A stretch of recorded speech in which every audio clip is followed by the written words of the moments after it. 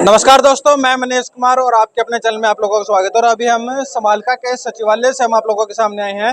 जो अभी मेरे साथ है सुनील शर्मा जी, जो कि वार्ड नंबर 2 से ये पार्षद भी थे और मौके के जो वाइस चेयरमैन भी जो नगर पालिका है समालका की, यहाँ से हैं। तो अभी जो महिला आरक्षित वार्ड हो चुका है, तो अभी इनकी धर्मपत्नी है, वो अभी मैदान में आई हैं। आज नामांकन हुआ है। सबसे पहले आपको बहुत बहुत बधाई। नमस्कार, बहुत बहुत धन्यवाद आपका। क्या कुछ मुद्दे लेकर आप जो पार्षद का इलेक्शन है ये आप लड़ रहे हैं? जहाँ तक मुद्दे हैं सारे पूरे किए हमने, ऐसा नहीं कोई रहा है। जो रहा है थोड़ा पेंडिंग है, वो पूरे करेंगे हम। कौन कौन से मुद्दे पूरे हुए हैं?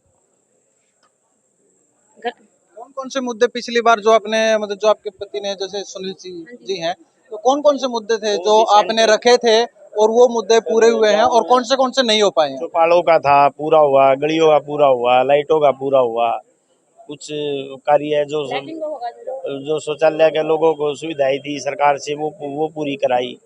और कुछ और सर कॉमेडी सेंटर का था, कॉमेडी सेंटर अभी काम चल रहा है 5 करोड़ की लागत से, कुछ पेंडिंग हो जाएगा। एक्स सर्विसमैन हॉल का है, धर्मशाला है और काम अन्य योजनाएं थी जो कार्य हैं करे, कुछ काम पेंडिंग हो की बार पूरे होंगे।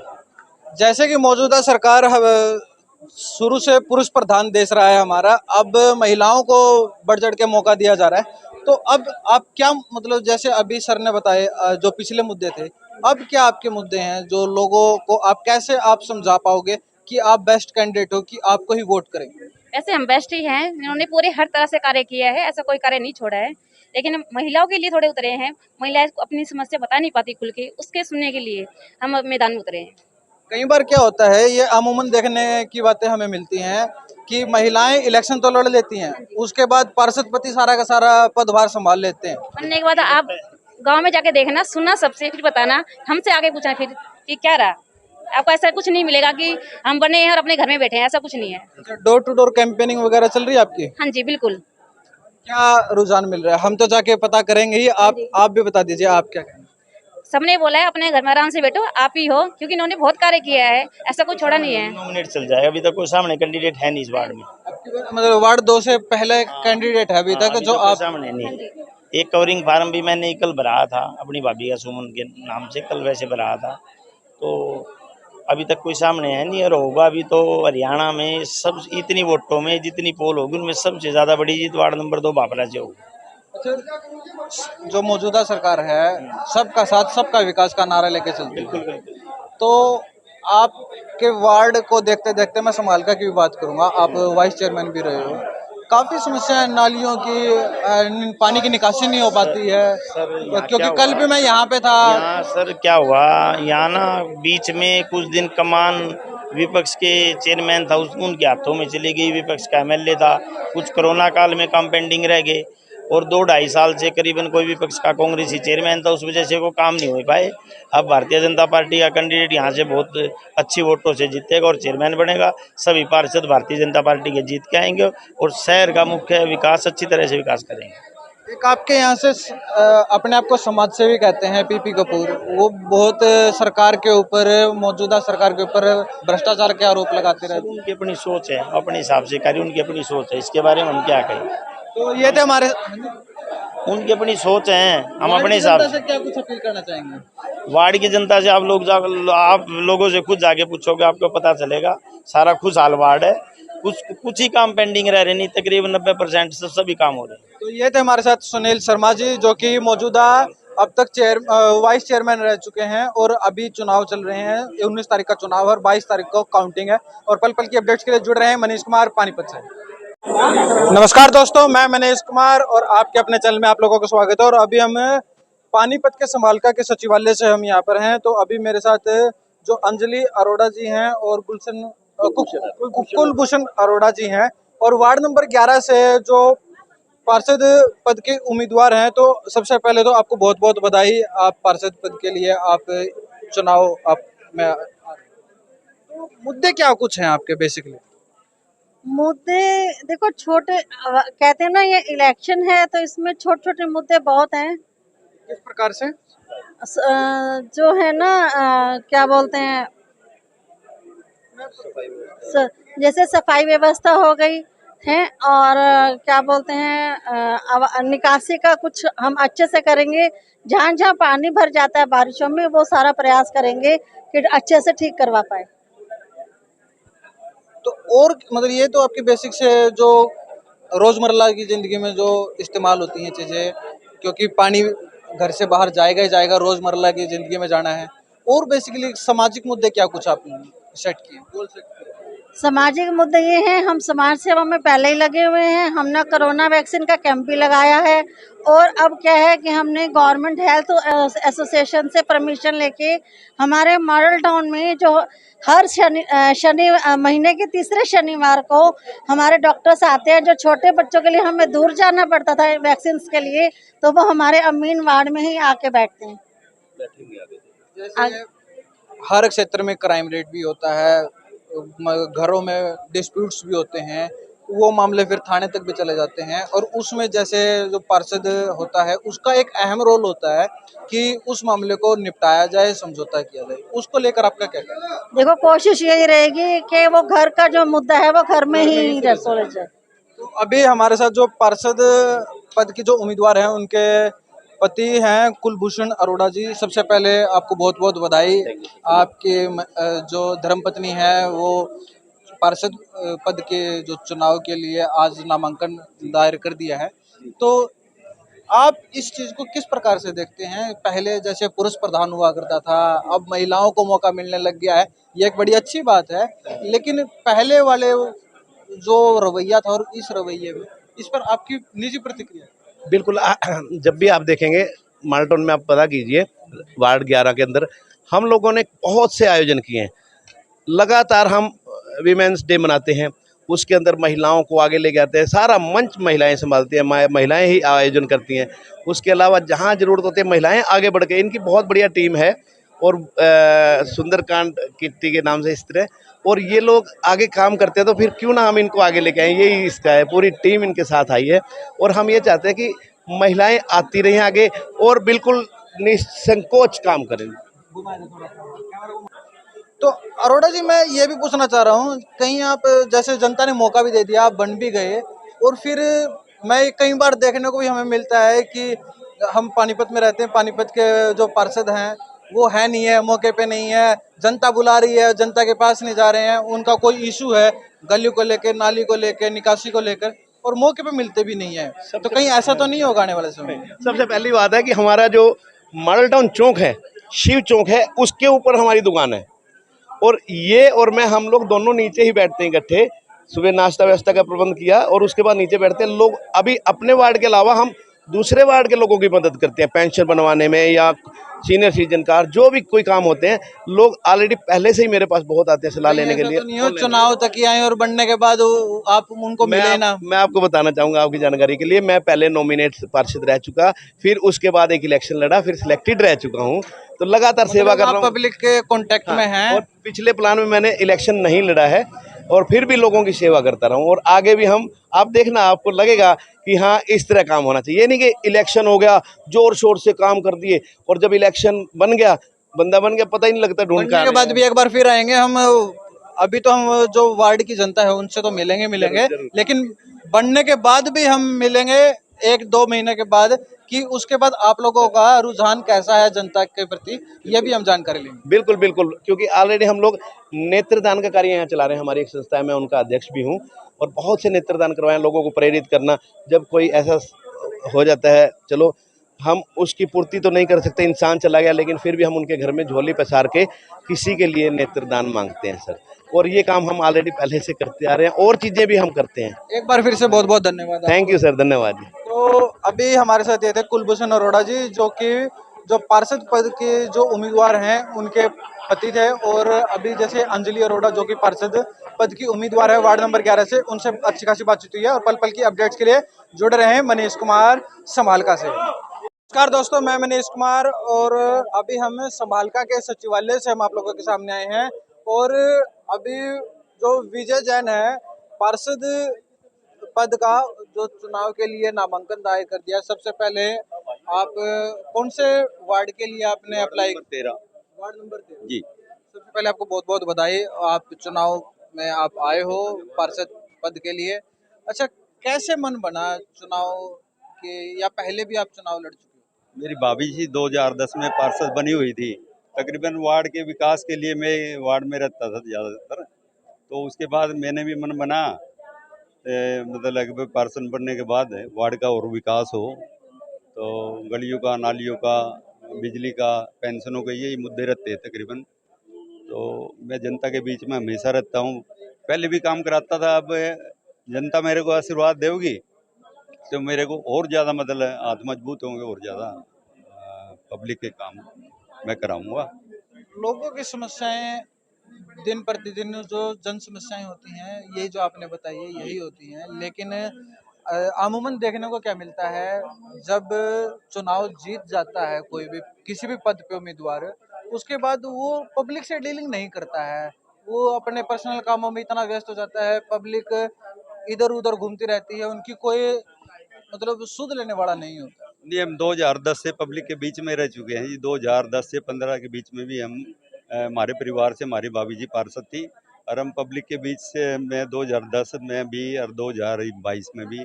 22 में अगर पब्लिक ने हमारे को दोबारा मौका दिया है तो दोबारा फिर पब्लिक को ज़्यादा से ज़्यादा है ना अभी आप ये आश्वासन बता रहे थे कि आप निर्दलीय चुनाव लड़ने का भी मना बैठे थे, और अब बीजेपी से। नहीं, मेरा निर्दलीय से था मन, बीजेपी का ऑफर आ गया बीजेपी से कि नहीं था। बीजेपी नहीं, ऐसी कोई बात नहीं थी। बीजेपी ने मेरे में कुछ अच्छाई देखी, मेरे को टिकट दी, उसका धन्यवाद पार्टी का। तो अभी जैसे विजय जैन जी ने कहा है कि इनकी भाभी जी ने चुनाव लड़ा था और जीता था, तो अभी जो उमेश जैन जी हैं, इनसे बातचीत कर लेते हैं। सर नमस्कार। नमस्कार। कैसा अनुभव रहा था, आपकी धर्मपत्नी जो पार्षद पद पर काम किया है, कार्यरत रही है? हमें बड़ा अच्छा अनुभव रहा, और जो जिम्मेवारी एज ए पार्षद हमने ली थी, जनता ने हमें दी थी, हमने भरपूर काम किए। गलियों का निर्माण कराया, जितनी पेंशनें हमारे टाइम में बनी हैं वो कभी भी नहीं बनी, और आज तक लोग इस बात की चर्चा करते हैं कि जो कार्यकाल रहा हमारा उसमें हमने भरपूर काम किया, लोग हमारे काम से खुश थे। तो अभी ये सारी की सारी बातें जो वार्ड नंबर 13 से जो विजय जैन ने आज नामांकन दायर किया है पार्षद पद के लिए, तो उनसे बातचीत हुई है, अच्छी खासी बातचीत हुई है। अब आने वाला समय ही बता पाएगा कि यदि जनता ने इनको मौका दिया तो ये किस प्रकार से काम करते हैं, किस प्रकार से जनता इनके कामों से संतुष्ट हो पाती है। और पल पल की अपडेट्स के लिए जुड़ रहे हैं मनीष कुमार पानीपत से। तो मैं मनीष कुमार, और अभी हम समालका के सचिवालय से हम आप लोगों के सामने आए हैं, और अभी वार्ड नंबर 1 से जो संजय गोयल हैं, जो एमसी के लिए अभी नामांकन दायर करके आए हैं। तो सर, सबसे पहले आपको बहुत बहुत बधाई। धन्यवाद। तो किस प्रकार से देखते हैं इस चुनाव को, और क्या आपकी रूपरेखा है और क्या आपके एजेंडे? रूपरेखा, सबसे पहले तो सफाई की समस्या है हमारे वार्ड में। सफाई बहुत ज़्यादा चरम बिखरी हुई है। कोई भी सारी नाली, इस टाइम पे पार्षद कौन था पहले? पहले पार्षद अशोक कुशल जी थे, उन्होंने काम तो अच्छा किया था, किंतु ये 6 महीने के अंदर ही पाइपें सारी बंद हो चुकी हैं और नालियाँ सारी बंद हो गई। 6 महीने के अंदर ही समस्या का अंबार लग गया। जो इस टाइम पे चेयरमैन पद के उम्मीदवार भी, उन्होंने तो बहुत अच्छे काम किए थे, सारी नालियाँ कवर कराई थी, सब कुछ कराए थे, किंतु 6 महीने का जो बैकअप नहीं मिला बीच में, उस वजह से सारी नालियाँ खराब हो गई हैं। बीजेपी सरकार। तो आगे चुनाव को किस तरीके से देखेंगे? चुनाव बस सबसे पहले तो हम सफाई की व्यवस्था रखेंगे, और उसमें सफाई अगर ठीक होगी तो लोगों के स्वास्थ्य भी ठीक रहेंगे। भयंकर बीमारियां जो आती हैं सफाई के कारण ही आते हैं। मोदी जी का विजन भी सफाई ही रहा है, और मैं 2018-19 में लायंस क्लब का प्रधान रहा। उसमें मैंने समालखा के अंदर एक क्रांति लाई है ब्लड डोनेशन कैंप लगाने से। मैंने अपने टाइम में 1 साल के अंदर 8 से 10 ब्लड डोनेशन कैंप लगाए हैं, जिसमें 2000 यूनिट हमने ब्लड इकट्ठे किए, और आज भी कैंप लगाते रहते हैं हम। लोगों में इतनी जागृति आ गई है ब्लड डोनेशन के लिए, आगे उससे पहले कोई नहीं लगाता था वो। तो कहीं ऐसा तो नहीं हो, मैं काफ़ी जो उम्मीदवार हैं एमसी के, उनसे सभी से यही पूछा है, बनने के बाद और कुछ रुख हो, अभी बनने से पहले और कुछ? ऐसा है, मैं शिक्षित हूँ, मैं LLB हूँ, और सिर्फ कोई और दूसरा मकसद नहीं हो सकता है राजनीति में आने का। इससे पहले मैं राजनीति में नहीं था, कोई पैसा कमाना मेरा ध्येय नहीं है, मेरा अपना अच्छा बिजनेस है। मैं सिर्फ सेवा के लिए आया हूँ। अब भी मैं सेवा करनी है, एक स्टैंड मैंने बनाना है भाई। आप संजय ने काम किया था, इससे ऊपर कोई काम करे तो आ जाओ बस। ये थे हमारे साथ संजय गोयल जी और इनसे हमारी अच्छी खासी बातचीत हुई और पल पल के अपडेट्स के लिए जुड़ रहे हैं मनीष कुमार समालका से। नमस्कार दोस्तों, मैं मनीष कुमार और आपके अपने चैनल में आप लोगों का स्वागत है। और अभी समालका के नगर निकाय चुनाव चल रहे हैं और इस टाइम पर हमारे साथ वार्ड नंबर 10 से अनिल जी हैं, जो कि पहले भी एमसी रह चुके हैं और दोबारा से आज एमसी पद के लिए नामांकन दायर करके आए हैं। सबसे पहले आपको बहुत बहुत बधाई। धन्यवाद जी। अनुभव कैसा रहा? पहले वाला अनुभव कैसा रहा? पहले वाला बहुत अच्छा था जी। जनता की क्या कुछ अपेक्षाएं थी और क्या कुछ अपेक्षाएं पूरी हुई हैं और क्या कुछ बाकी रह गई है? जनता की जो अपेक्षा थी तकरीबन तो मैंने 90% तो पूरी कर दिया जी। जो कुछ 10% बाकी रह रही है मैं उसको पूरा कर दूंगा। क्या क्या मुद्दे थे जो पहले थे और क्या मुद्दे रह गए हैं और क्या मुद्दे अब रखे हैं आपने? पहले मुद्दे तो था जी, पहले गलियाँ अच्छी नहीं बनी हुई थी, लाइट की सुविधा नहीं थी। उस टाइम पे मैंने लाइट भी लगवाई, गलियाँ भी बनवाई और बहुत कार्य करवाए जी। बुढ़ापा पेंशन गरीबों की और BPL कार्ड बनवाए। अमूमन देखने को क्या मिलता है, पानी की निकासी नहीं होती है, बारिश के समय में पानी खड़ा हो जाता है। वैसे भी रेगुलर पानी चलाते हैं क्योंकि लोगों की क्या है, एक तरीके से धारणा है पानी चलता रहेगा, भर जाए ना भर जाए वो देखते नहीं है और फिर गलियों में पानी खड़ा हो जाता है। और इससे बड़ी बात तो जब आती है जब बारिश का समय होता है, पानी गलियों में पानी खड़ा हो जाता है और निकलने में दिक्कत हो जाती है। ये हमेशा हर जगह की अमूमन समस्या देखने को मिलती है। इसके लिए क्या कुछ किया है या करेंगे? अभी मैं पार्षद बनने के बाद सबसे पहले यही कार्य करूँगा अपनी BJP पार्टी से। हमारे अशोक कुच्छल जी है, अर्चना गुप्ता जी है, उनसे डिमांड रखूँगा कि सबसे पहले पानी की समस्या को ठीक कराएंगे। सबका साथ सबका विकास का नारा बीजेपी सरकार देती है। तो अभी मैं पूरे समालका में मैं घूम रहा था तो मुझे देखने को मिला नालियों में पानी की समस्या है, कूड़ा कचरा डला हुआ है। इस चीज़ को लेकर पीछे क्या कुछ जो आपके चेयरमैन रहे उनका क्या कुछ स्टैंड था और आपका क्या स्टैंड था? पीछे जो चेयरमैन रहे निधि मित्तल जी तो ठीक था जी देखो हमारे लिए तो। और हमारा जो स्टैंड आ गया, हम इसको जो निकासी पानी की निकासी लाइट की भी समस्या ही रहती है हमेशा। रही है जी। अभी हम पार्षद बनने के बाद ये सारी समस्याएं पूरी कर देंगे। पब्लिक को आप कैसे जस्टिफाई कराओगे, कैसे आप उनको महसूस कराओगे, एहसास कराओगे कि आप ही बेस्ट हो, आपके अलावा कोई बेस्ट नहीं? पब्लिक को मैं घर घर जाऊंगा, उनको सबको अपने बारे में बताऊंगा, उनको संतुष्ट करूंगा जी। जो मेरे पे कार्य होगा मैं करूंगा जी, सभी अपने वार्ड को कार्य करूंगा जी, सबके सुनेंगे, सबका काम करेंगे। तो इनके साथ ये काफी ज्यादा वार्ड की जनता को लेके आए हैं, इनसे पूछ रहे थे। सर नमस्कार। नमस्कार जी। क्या कुछ कहना चाहेंगे? ये अनिल जी इस मैदान में आए हैं, पहले भी एमसी रह चुके हैं और अब फिर आए हैं। अनिल जी ने शुरू से ही लोगों के साथ मिले जुले रहते हैं जी, अपना काम छोड़कर लोगों के काम करते हैं जी। और इन्होंने एक बहुत अच्छी इमेज बना रखी है वार्ड के अंदर। तो अभी इनके कोई प्रतिद्वंदी है नहीं, सिंगल है जी ये, और इनकी जीत पक्की है जी। एक और बात देखने को मिलती है, जो एक बार चुनाव लड़कर जीत जाता है ना, वो दोबारा चुनाव में खड़ा नहीं होता है। ये तकरीबन देखने वाली चीजें मिलती है हमें। लेकिन यहाँ पर ये एक अच्छा उदाहरण पेश हुआ है कि पहले भी पार्षद पद पर उम्मीदवार थे और जीत कर आए थे, तो अब दोबारा से इन्होंने पार्षद पद का उम्मीदवार का आज नामांकन दायर किया है। अब ये जनता बताएगी कि इनको दोबारा से मौका मिलेगा या नहीं मिलेगा। और पल पल की अपडेट्स के लिए जुड़ रहे हैं मनीष कुमार समालका से। अभी हमने स्क्रूटनी नहीं की, वो निर्विरोध स्क्रूटनी के बाद हम डिसाइड करते हैं। क्या पता अगर किसी एक व्यक्ति ने अप्लाई किया उसका भी फॉर्म रिजेक्ट हो जाए। तो ये सारी चीज़ निर्विरोध कौन है, किस वार्ड में कितने कंटेस्टिंग कैंडिडेट होंगे, वो स्क्रूटनी के बाद। और 7 तारीख को 3 बजे, जब जो विड्रॉल का समय है 7 तारीख को शाम को 3 बजे तक, 7 तारीख को 3 बजे पता लगेगा कि किस वार्ड में अंतिम में कितने कैंडिडेट होंगे। वही मैं आपको बता रहा हूँ। अब परसों 6 तारीख को 11:30 बजे स्क्रूटनी होगी, छंटनी होगी नामांकन पत्रों की।